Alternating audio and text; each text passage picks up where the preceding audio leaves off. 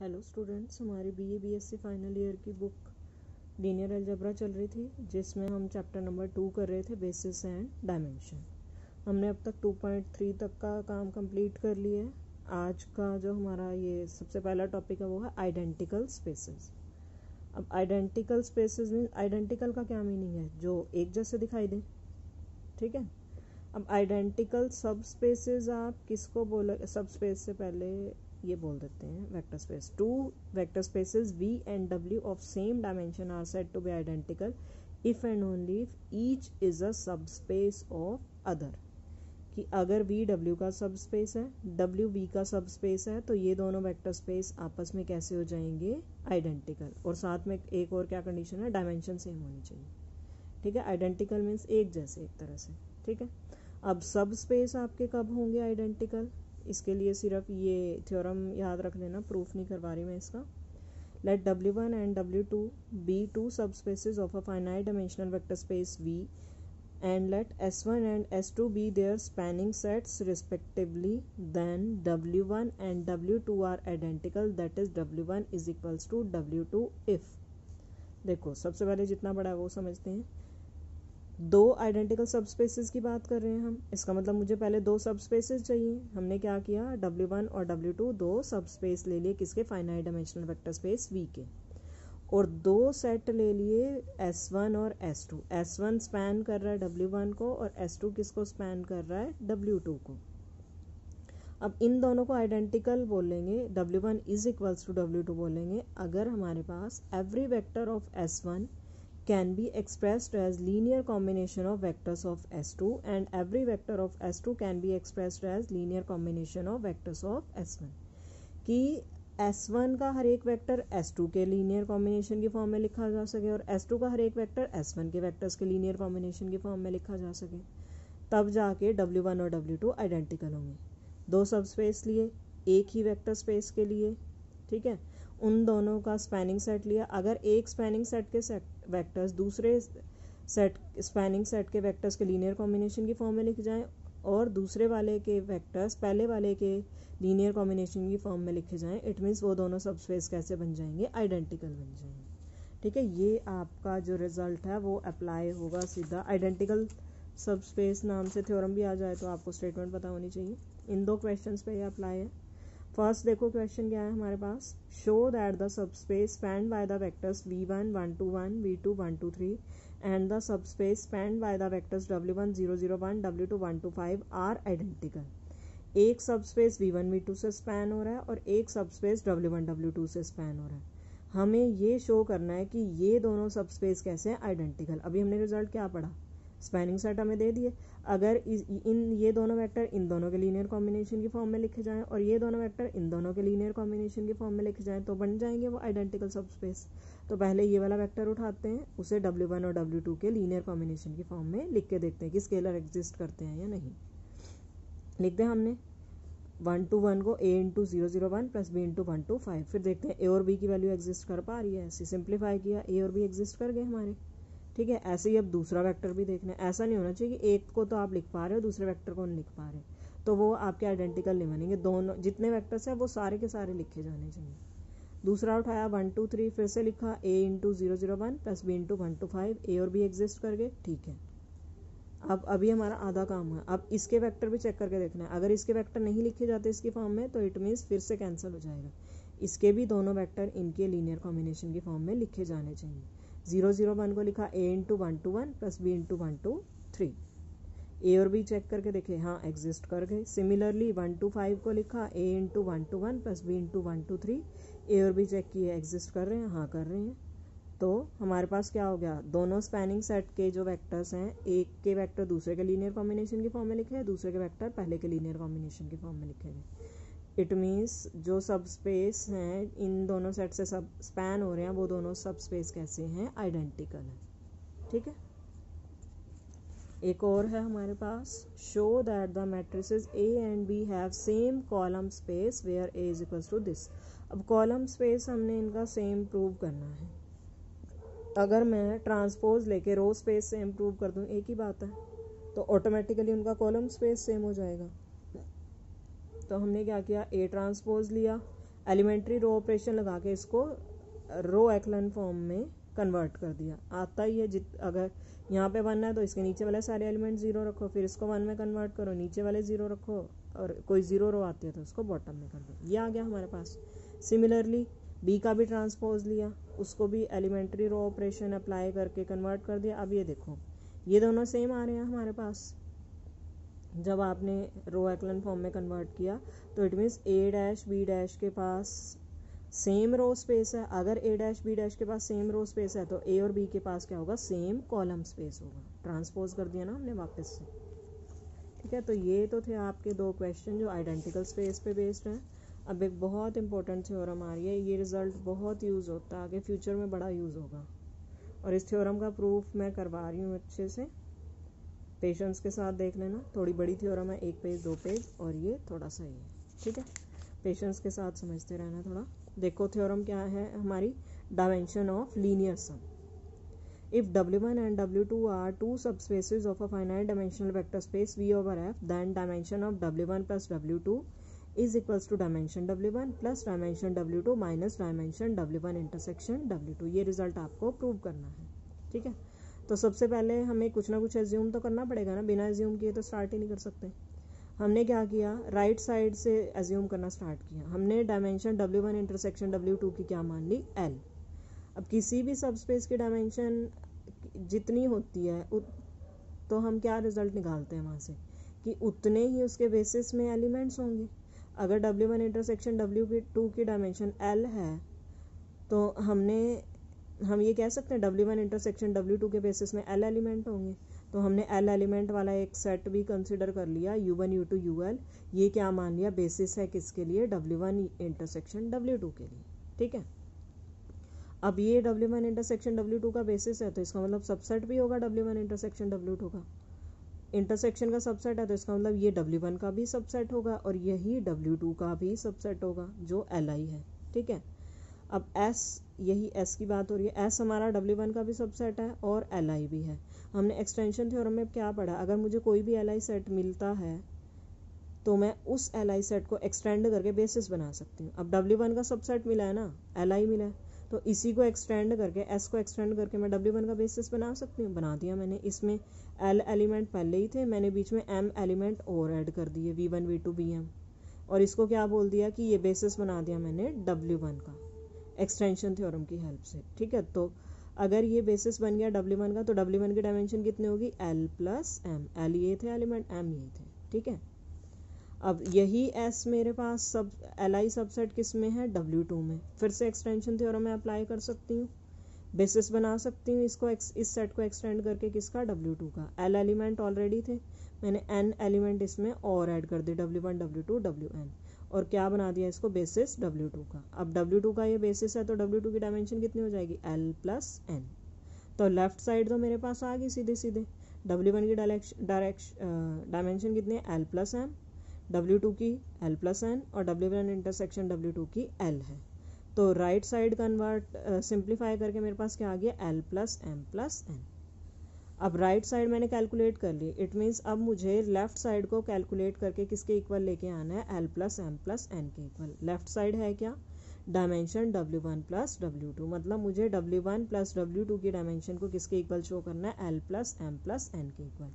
इसकी डायमेंशन इसके equal show करने का क्या मीनिंग, कि मुझे ये शो करना है कि इसके बेसिस सेट में इतने एलिमेंट हैं, ठीक है। तो हमने बेसिस सेट अगर किसी को प्रूव करना है तो एक सेट कंसिडर तो करना पड़ेगा ना। हमने इन्हीं एलिमेंट्स की हेल्प से एक सेट कंसिडर किया जिसमें L plus M plus N element है। हम क्या करेंगे, उसी सेट को क्या प्रूव कर देंगे, इस W1 प्लस W का बेसिस। पहले सेट लेंगे तभी तो बेसिस प्रूव कर पाएंगे। L वाले एलिमेंट कौन से थे, U वाले थे। M वाले कौन से थे, V वाले थे। N वाले कौन से थे, W वाले थे। उन सबको इकट्ठा करके एक नया सेट बना दिया, S1, ठीक है। अब सबसे पहले बेसिस के लिए मेरा क्या, इसको ना पहले पार्ट्स में ब्रेक कर लेना। सबसे पहले पार्ट में आपने क्या किया, एज्यूम किया और राइट साइड वाली चीज़ों को कैलकुलेट किया। अब दूसरे पार्ट में हमने क्या किया, लेफ़्ट साइड के लिए मुझे पता चल गया कि मुझे क्या प्रूव करना है। लेफ़्ट साइड के लिए मैंने फिर एक सेट कंसिडर कर लिया, इस सेट को मैं बेसिस प्रूव करूँगी। उसके लिए सबसे पहले मैं Li प्रूव करूँगी। दूसरे पार्ट में मेरा काम है इस सेट को Li प्रूव करना, ठीक है। अब Li जिस भी सेट को प्रूव करना होता है पहले तो उसका लीनियर कॉम्बिनेशन स्केलर्स के साथ जीरो के इक्वल लेके चलना पड़ता है। अब L plus M plus N scalars ही एग्जिस्ट करवाने पड़ेंगे। हमने कौन से ले लिए, U के साथ तो AI ले लिए, B के साथ BJ ले लिए और W के साथ CK ले लिए। ठीक है, C वाले लीनियर कॉम्बिनेशन जीरो के इक्वल रख दिया। अब C वाले स्केलर्स को हमने एक टाइम थोड़ी देर के लिए एक साइड पे रख दिया और बाकी सबको एक साइड लेके चले गए। ठीक है, अब यहाँ क्या दिखाई दे रहा है कि ये वाला एलिमेंट जो है लीनियर कॉम्बिनेशन किसका दिखाई दे रहा है, W1 W2 अप टू, एक मिनट, ये किसका लीनियर कॉम्बिनेशन दिखाई दे रहा है। अगर मैं इसको एक मिनट के लिए एक एलिमेंट की तरह कंसिडर कर दूँ, ये एक एलिमेंट है जिसको मैंने किसके लीनियर कॉम्बिनेशन की फॉर्म में लिखा, UI और BJ की फॉर्म में। UI और BJ किस सेट के अंदर थे, इस A सेट के अंदर, और वो किसका बेसिस था, W1 का। इसका मतलब ये वाला जो एलिमेंट है जिसको मैंने एक मिनट के लिए एक अकेला एलिमेंट कंसिडर कर लिया, ये एलिमेंट W1 के बेसिस के लीनियर कॉम्बिनेशन की फॉर्म में लिखा गया। इसका मतलब ये एलिमेंट कहाँ चला गया, W1 के अंदर चला गया। ठीक है, अब फिर से इसी एलिमेंट को मैं किस फॉर्म में लिख सकती हूँ, मैं इसको C1 W1 plus up to CN WN को लिख सकती हूँ ना, C1 W1 plus up to CN WN। इसमें फिर मैं अगर ज़ीरो ऐड कर दूँ कोई दिक्कत तो नहीं है। ज़ीरो के साथ अगर मैं U1 U2 UL मल्टीप्लाई कर दूँ कोई दिक्कत है, नहीं है। अब यहाँ पे ये अकेला एलिमेंट किसके लीनियर कॉम्बिनेशन की फॉर्म में दिखाई दे रहा है, UI और WJ के लीनियर कॉम्बिनेशन की फॉर्म में। UI WJ क्या किस सेट में थे, B सेट में थे। B सेट क्या था, बेसिस था W2 के लिए। अगर B बेसिस है W2 के लिए तो इसके जितने भी लीनियर कॉम्बिनेशन है वो कहाँ जाएंगे, W2 में। अब इसका जो ये वाला लीनियर कॉम्बिनेशन है वो इस एलिमेंट के इक्वल है। इसका मतलब ये वाला एलिमेंट भी कहाँ चला जाएगा, W2 में चला जाएगा। अब यही वाला एलिमेंट मैंने W1 में बिलोंग करवाया और यही एलिमेंट मैंने W2 में बिलोंग करवाया। अगर कोई एलिमेंट मेरा दो अलग अलग सेट के अंदर जा रहा है तो इट मीन्स उनकी इंटरसेक्शन में भी जाएगा। W1 इंटरसेक्शन W2 में भी चला गया। ठीक है, अगर कोई एलिमेंट W1 इंटरसेक्शन W2 में चला गया तो इट मीन्स वो उसके बेसिस के लीनियर कॉम्बिनेशन की फॉर्म में लिखा जाएगा। W1 इंटरसेक्शन W2 का बेसिस है क्या, ये U1 U2 UL। इसका मतलब ये अकेला जिसको मैंने एक एलिमेंट की तरह कंसिडर किया हुआ है, ये U1 U2 UL के लीनियर कॉम्बिनेशन की फॉर्म में लिखा जाएगा। लिख दिया इसको, नए स्केलर D1 D2 DL ले लिए, एक साइड पे लेके चले गए हम। ठीक है, अब यहाँ से ये क्या दिखाई दे रहा है, WI और UJ वाले एलिमेंट्स का लीनियर कॉम्बिनेशन स्केलर के साथ जीरो के इक्वल आ रहा है। ठीक है, और ये WI UJ किस सेट के अंदर थे, बहुत ध्यान से देखने की ज़रूरत है। पहले मैंने तुम्हें कहा था पेशेंस के साथ देखना। WI और UJ W2 का बेसिस थे, है ना। बेसिस के एलिमेंट जब भी लीनियर कॉम्बिनेशन की फॉर्म में जीरो के इक्वल जाते हैं तो इट मीन्स वो सारे स्केलर जीरो बना देते हैं। सारे स्केलर ये CI और DI सारे जीरो बन जाएंगे। मुझे DI से कोई इतना लेना देना नहीं है, मेरा काम है CI से लेना देने का। ठीक है, अब ये सारे CI जीरो के इक्वल हो गए। ये सारा मैं किस लिए कर रही हूँ, क्योंकि मुझे इतने सारे स्केलर्स को जीरो के इक्वल लेके आना है। CI वाले तो मैंने कर दिए, अब मेरा काम रह गया BI और AI वाले स्केलर को जीरो के इक्वल करना, तभी तो ये LI बनेगा सेट। ठीक है, CI जीरो बन गए। अब जैसे ही CI जीरो बने मेरे पास वो वाला लीनियर कॉम्बिनेशन किस में कन्वर्ट हो गया, A1 U1 plus up to AL UL plus B1 V1 plus up to BM VM is equals to zero. अब ये किसका लीनियर कॉम्बिनेशन जीरो के इक्वल है, UI और BJ का। UI BJ किसका बेसिस थे, W1 का। जब भी बेसिस का लीनियर कॉम्बिनेशन जीरो के इक्वल जा रहा है बेसिस के एलिमेंट का, इट मीन्स वो सारे स्केलर को फिर जीरो बनाएगा। अब इसमें स्केलर कौन से, AI और BI यूज हुए हैं। अब AI BI यहाँ से जीरो हो जाएंगे क्योंकि बेसिस है ये सेट। AI BI यहाँ से जीरो हो गए, CI यहाँ जीरो हो गए। तो ये वाला जो बहुत सबसे बड़े वाला लीनियर कॉम्बिनेशन हमने लिया उसमें सारे के सारे स्केलर क्या बन गए, जीरो बन गए। तो हमारे पास क्या आ गया, UI VJ WK, इन सारों के लीनियर कॉम्बिनेशन को हमने जीरो के इक्वल रखा और क्या प्रूव कर दिया, जितने भी स्केलर इसमें यूज़ हो रहे हैं वो सारे के सारे स्केलर किसके इक्वल आ गए हैं, जीरो के इक्वल आ गए। तो इसका मतलब ये जो S1 वाला इतना बड़ा सेट था ये अभी तक मेरा क्या प्रूव हो गया, LI प्रूव हो गया। ठीक है, LI प्रूव हो गया। मुझे तो मेन काम बेसिस प्रूव करना था ना। अब थर्ड पार्ट पे हम कहाँ जाएंगे, बेसिस के लिए अब किसकी कमी रहेगी प्रूव करने की, स्पैनिंग वाली। LS1 मुझे किसके इक्वल प्रूव करना है, W1 प्लस W2 के इक्वल, क्योंकि W1 प्लस W2 का ही तो हमें बेसिस प्रूव करना है S1 को। ठीक है, सबसे इजी हमारा मेथड क्या रहता है, आर्बिट्रेरी एलिमेंट इसका उठाओ इसमें बिलोंग करवा दो, इसका उठाओ इसमें बिलोंग करवा दो। सबसे पहले हमने LS1 का आर्बिट्रेरी एलिमेंट उठाया। LS1 का अगर U आर्बिट्रेरी एलिमेंट है तो वो S1 के एलिमेंट का लीनियर कॉम्बिनेशन होगा, क्योंकि LS1 क्या है, S1 के जितने भी लीनियर कॉम्बिनेशन होते हैं उन सब की कलेक्शन होती है, तो इसका आर्बिट्रेरी एलिमेंट हमेशा S1 के एलिमेंट का लीनियर कॉम्बिनेशन होगा। तो U लीनियर कॉम्बिनेशन किसका होगा, UI, VJ और WK के एलिमेंट, WK वाले एलिमेंट का। ठीक है, इसको मैंने दो पार्ट्स में ब्रेक कर दिया, U और V वाले एक साइड कर दिए और W वाले एक साइड, उनमें हमने 0 0 के साथ U वाले इकट्ठे कर दिए। ये क्यों कर रहे हैं हम, क्योंकि मुझे W1 और W प्लस W2 में बिलोंग करवाना है ना। W1 में तो ये चला जाएगा क्योंकि U और V वाले एलिमेंट हमारे W1 के बेसिस हैं। W2 में भेजने के लिए U और W वाले चाहिए ना, W वाले तो मेरे पास प्रेजेंट थे, U वाले लाने के लिए मैंने 0 कर दिया यहाँ पे। तो अब ये W2 के बेसिस का एलिमेंट का लीनियर कॉम्बिनेशन है, ये W1 के एलिमेंट बेसिस के एलिमेंट का लीनियर कॉम्बिनेशन है, तो ये कहाँ जाएगा, W1 में, ये कहाँ जाएगा, W2 में।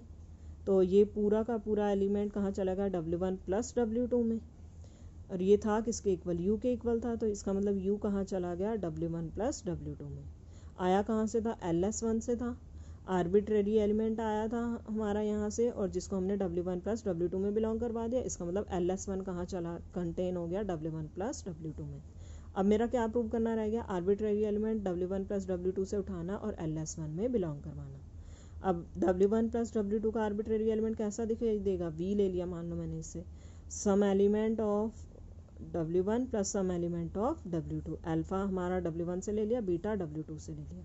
अल्फा W1 से है तो W1 के बेसिस के लीनियर कॉम्बिनेशन के फॉर्म में लिखा जाएगा, और बीटा W2 से है तो W2 के बेसिस के लीनियर कॉम्बिनेशन के फॉर्म में लिखा जाएगा। W1 के बेसिस में कौन है, U और V है, UI VI है, और W2 के बेसिस में कौन है, UI और WI है। इनके लीनियर कॉम्बिनेशन के फॉर्म में गया, जब इकट्ठा किया इन्होंने सारा लीनियर कॉम्बिनेशन, मुझे किस किस का दिखाई दे रहा है, सिर्फ UI VI और WI का लीनियर कॉम्बिनेशन दिखाई दे रहा है। कंबाइन हो गए, सिर्फ इन तीन का लीनियर कॉम्बिनेशन बनेगा वो, और वो सारे एलिमेंट हैं किसके, S1 के हैं।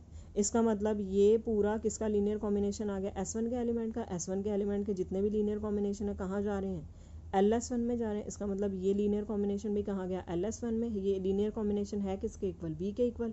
इसका मतलब V कहाँ चला गया, LS1 में चला गया। आया कहाँ से था V, W1 प्लस W2 से आया था, तो इसका मतलब W1 प्लस W2 कहाँ कंटेन हो गया, LS1 में, और ऊपर हमने LS1 को W1 प्लस W2 में कंटेन करवाया था। तो ये दोनों सेट आपस में इक्वल हो गए। इक्वल हो गए जैसे ही, तो स्पैन कर दिया S1 ने W1 प्लस W2 को, स्पैन कर दिया, LI हमने प्रूव कर दिया। तो हमारे पास क्या प्रूव हो गया कि जो S1 सेट है वो क्या बन गया, बेसिस बन गया W1 प्लस W2 के लिए। जैसे ही बेसिस बन गया तो इसके अंदर जितने एलिमेंट है उतनी डायमेंशन बन जाएगी। इसकी कितने एलिमेंट है इसके अंदर, L plus M plus N, तो W1 प्लस W2 की डायमेंशन क्या बन जाएगी, L plus M plus N।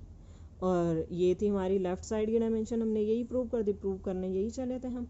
Right side की हमने ऊपर प्रूव कर दी थी कि L plus M plus N है, लेफ्ट साइड की हमने यहाँ प्रूव कर दी। ठीक है, इसी के ऊपर बेस्ड है ये वाला आर्टिकल। ये क्रॉलरी अपने आप देख लेना, सिर्फ एक ये थ्योरम, बिल्कुल थोड़ी सी पेशेंस रख लो, 2 मिनट की थ्योरम है, इसी पे बेस्ड है। मैं सिर्फ इसलिए इसके साथ करवाना चाह रही हूँ। ठीक है, अदरवाइज मैं भी करवा सकती थी नेक्स्ट वीडियो में, सिर्फ इसके चक्कर में। बिल्कुल 1 मिनट की होएगी। इफ़ अ डायरेक्ट सम के ऊपर है हमारे पास, डायमेंशन ऑफ डायरेक्ट सम कैसे निकलती है। If a finite dimensional vector space V over F is the direct sum of its two subspaces W1 and W2, then dimension of V is equals to W1 plus dimension W2। अगर V दो subspace का direct sum है तो V की direct sum, V की dimension कैसे निकलेगी, W1 की डायरेक्ट डायमेंशन प्लस W2 की डायमेंशन। ठीक है, अब V डायरेक्ट सम है, डायरेक्ट सम के लिए हमने पढ़ा हुआ ना कि वो दो प्रॉपर्टी सेटिस्फाई करता है, कि एक तो लीनियर सम ऑफ V उनका, और W1 और W2 की इंटरसेक्शन सिंगलटन 0 हो। अभी हमने ऊपर क्या रिजल्ट प्रूव किया कि W1 प्लस W2 की डायमेंशन किसके इक्वल है, W1 की डायमेंशन प्लस W2 की dimension minus W1 intersection W2 की डायमेंशन। ठीक है, तो यहाँ से हमारे पास क्या आ जाएगा, इस चीज को तो मैं इधर लेके, एक second, dimension W1 plus dimension W2 is equals to dimension, देखो W1 इंटरसेक्शन W2 हमारा सिर्फ सीधा 0 के इक्वल है, बस यहाँ वैल्यू पुट करनी है। इसकी डायमेंशन कितनी आ जाएगी, 0 स्पेस की डायमेंशन कितनी होती है, 0 होती है। तो W1 प्लस W2 की डायमेंशन कितनी आ जाएगी, dimension W1 plus dimension W2। यहाँ तक आ गया हमारा। V किसके इक्वल है, W1 प्लस W2 के इक्वल। ठीक है, इसको 1 मिनट के लिए कंफ्यूज हो जाओगे, इसको भूल जाओ, सीधा यहाँ से इस स्टेप पे आ जाओ, क्योंकि इसकी डायमेंशन कितनी, ये 0 स्पेस के इक्वल है और 0 स्पेस की डायमेंशन कितनी होती है, 0। तो V हमारा किसके इक्वल चल रहा था, W1 प्लस W2 के इक्वल। तो डायमेंशन V किसके इक्वल जाएगी, डायमेंशन W1 प्लस W2, और डायमेंशन W1 प्लस W2 किसके इक्वल है, dimension W1 plus dimension W2। Prove क्या करना था, यही करना था। ठीक है, तो ऊपर वाला रिजल्ट हमने यूज़ किया और ये वाला रिजल्ट यूज़ कर लिया। तो ये थी आपकी थ्योरम। एक अगर कहीं कोई कन्फ्यूज़न आए, रिपीट करके प्लीज़ ज़रूर देख लेना, बहुत पेशेंस के साथ देखना, क्योंकि ये थ्योरम आगे बड़ा रिजल्ट ये यूज़ होता है, आपके ही काम की थ्योरम है, इम्पॉर्टेंट थ्योरम थी, अच्छे से देखना। अब हमारा सिर्फ वैसे भी एक लेक्चर का ही काम रह गया, आपका ये चैप्टर कंप्लीट हो जाएगा और एक यूनिट ख़त्म हो जाएगी मेरी तरफ से। और सबसे बड़ी जो यूनिट है इस पूरी बुक में यही वाली ही है सबसे बड़ी यूनिट, आगे वाली यूनिट तो बहुत छोटी छोटी हैं, आधा टाइम लेंगे इससे। ठीक है, अगर कोई भी डाउट हो तो आप मुझसे पूछ सकते हो। Thank you students.